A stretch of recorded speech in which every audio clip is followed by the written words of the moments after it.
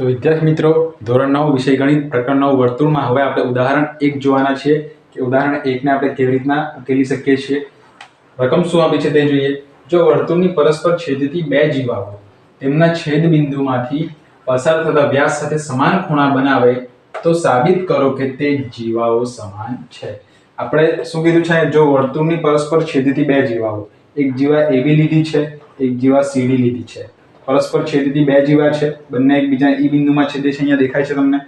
તેમના છેદ બિંદુમાંથી પસાર થતા વ્યાસ, છેદ બિંદુમાંથી આ વ્યાસ તમને કેન્દ્રમાંથી પસાર, આ કેન્દ્ર છે આપણું વિદ્યાર્થી મિત્રો, તેમના કેન્દ્રમાંથી PQ વ્યાસ આપણે પસાર કર્યો છે અને તેમના છેદ બિંદુમાંથી પણ જીવાઓના છેદ બિંદુમાંથી પણ વ્યાસ પસાર કર્યો છે, તો સમાન ખૂણા બનાવે છે।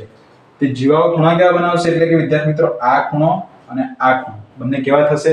સરખા થશે। તો સાબિત કરો કે તે જીવાઓ સમાન છે, એટલે જીવા AB અને CD આપણે સરખી સાબિત કરવાની છે। ચાલો શરૂઆત કરીએ। પહેલા તો આપણે સાબિત કરવાનું છે, એટલે શું લખવું પડશે? પક્ષ જે આપ્યું છે તે કે O કેન્દ્રવાળા વર્તુળમાં જીવા AB અને CD એકબીજાને E બિંદુમાં છેદે છે। કયા બિંદુમાં વિદ્યાર્થી મિત્રો? આ જે છેદ બિંદુમાં દેખાય છે ને, આ તેને આપણે E બિંદુ નામ આપ્યું છે, બરાબર છે। ચાલો હવે વિદ્યાર્થી મિત્રો શું કરીશું?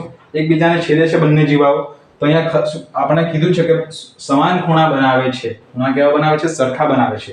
માટે ખૂણો AEQ અને DEQ બંને ખૂણા કેવા થશે?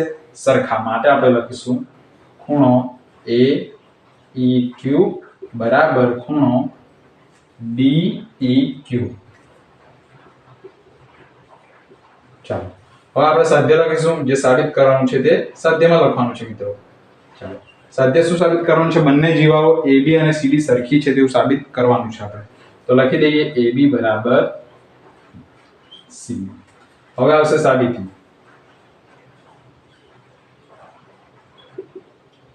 સાબિતીમાં આપણે સૌપ્રથમ શું કરીશું વિદ્યાર્થી મિત્રો? જીવા AB અને CD પર બે લંબ આપણે દોરવાના છે, તો લંબની રચના આપણે સૌપ્રથમ કરીએ। તમે જોઈ શકો છો વિદ્યાર્થી મિત્રો, હવે આપણે આ જે જીવા આપી છે AB, તેના ઉપરથી કેન્દ્ર આગળ લંબ દોરીશું।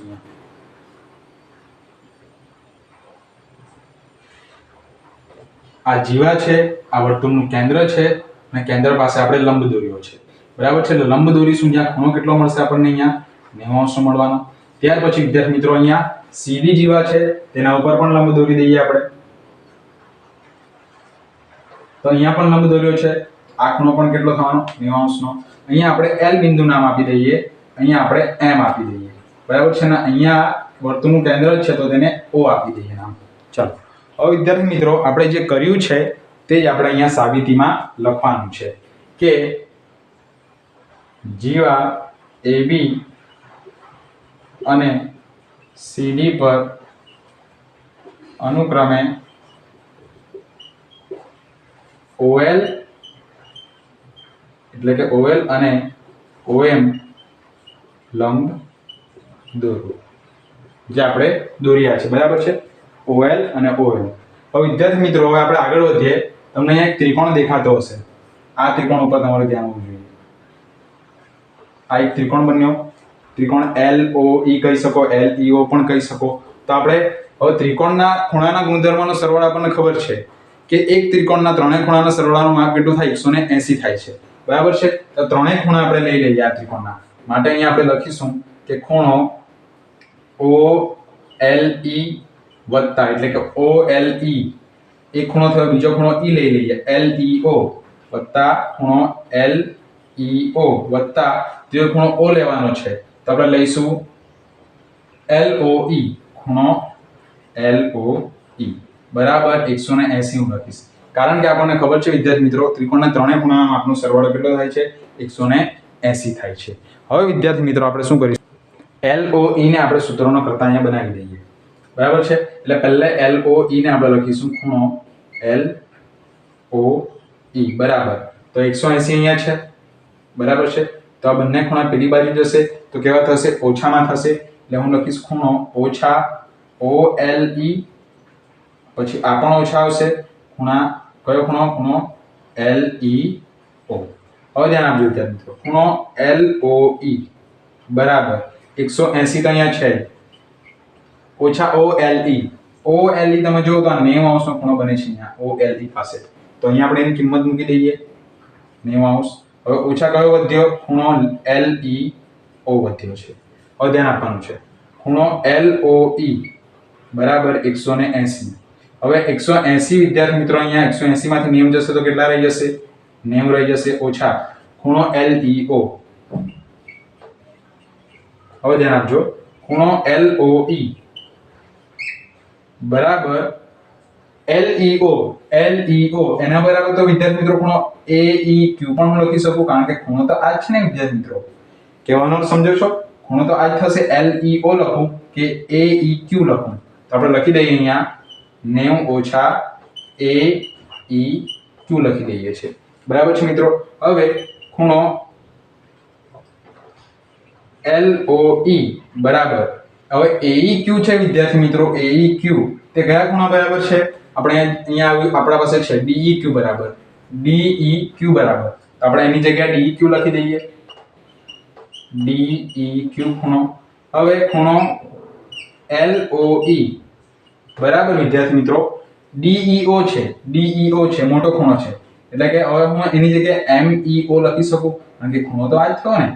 DEQ લખું ખૂણો આ જ છે ત્યાં પણ, અને MEO લખું તો પણ ખૂણો આ જ છે.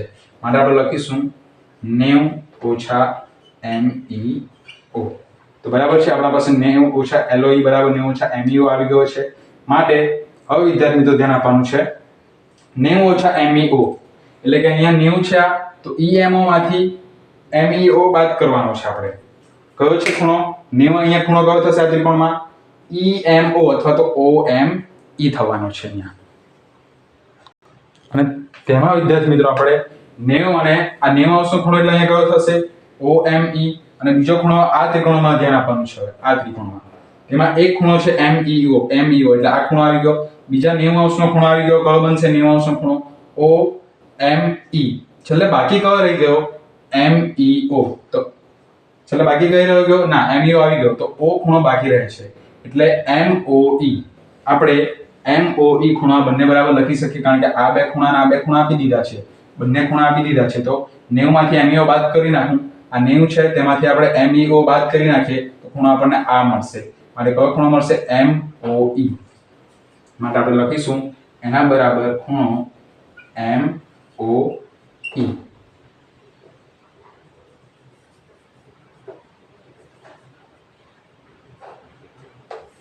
અહીંયા લખી દઈએ આપણે સાઈડમાં.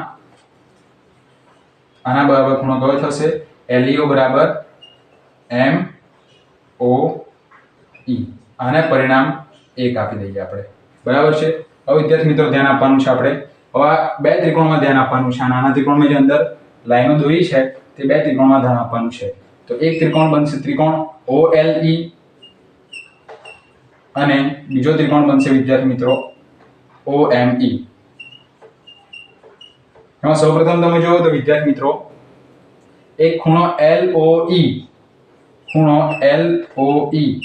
બરાબર ખૂણો હું લખીશ MOE. કેમ એવું લખીશ? જે પરિણામ એક પરથી આપણને મળે છે કે LOE બરાબર છેલ્લે આપણને અહીંયા શું મળ્યું કહેવાય? આ ખૂણો MOE મળ્યો કહેવાય. હવે છે ખૂણો MOE તો પરિણામ 1 ઉપરથી આપણે અહીંયા લખી દેવાનું. પરિણામ 1 પરથી. હવે એક વસ્તુ સરખી થઈ, આપણે બંને ત્રિકોણોને એકરૂપ સાબિત કરવાના છે વિદ્યાર્થી મિત્રો. એક સરખી મળી ગઈ. બીજી આપણે લખીએ વિદ્યાર્થી મિત્રો ખૂણો OLE. ખૂણો OLE બરાબર ખૂણો લખીશું ખૂણો OME. કેવા છે બંને? કાટખૂણા છે 90 અંશના બરાબર 90 અંશ. હવે વિદ્યાર્થી મિત્રો આપણે છેલ્લું લખીશું બંને માટે સામાન્ય બાજુ કઈ છે ત્રિકોણની? તો આ OE સામાન્ય બાજુ છે. માટે EO લખો કે OE લખો? આપણે EO લખીએ, કૌંસમાં લખશું સામાન્ય બાજુ. બરાબર છે. હવે વિદ્યાર્થી મિત્રો 3 3 આપણને શરત મળી ગઈ. કઈ? ખૂબા. માટે ખૂબા શરત મુજબ ત્રિકોણ OLE એકરૂપ ત્રિકોણ કયો થશે વિદ્યાર્થી મિત્રો? OME. બરાબર છે. બંને ત્રિકોણ એકરૂપ થઈ ગયા તો અનુરૂપ બાજુઓ પણ સરખી હશે. તો આપણે કઈ બાજુ અહીંયા સરખી લખી દઈએ વિદ્યાર્થી મિત્રો? OL અને OM. OL બરાબર OM લખી દઈએ. પછી OL બરાબર OM લખીને વિદ્યાર્થી મિત્રો તમારે આપણે અહીંયા લખીએ, હવે બાજુમાં લખીએ છે કે OL બરાબર OM લખ્યું છે અને તેના પરથી હું લખી દઈશ કે AB બરાબર CB. કેમ આવું આપણે લખીએ છીએ? પ્રમેય 9.2 યાદ કરો કે પ્રમેય 9.2 શું કહે છે વિદ્યાર્થી મિત્રો? 9.2 પ્રમેય શું કહે છે વિદ્યાર્થી મિત્રો?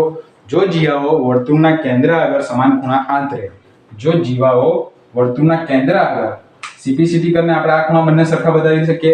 જો જીવાઓ વર્તુળના કેન્દ્ર આગળ સમાન ખૂણા આંતરે તો તે જીવાઓ પણ કેવી હોય છે?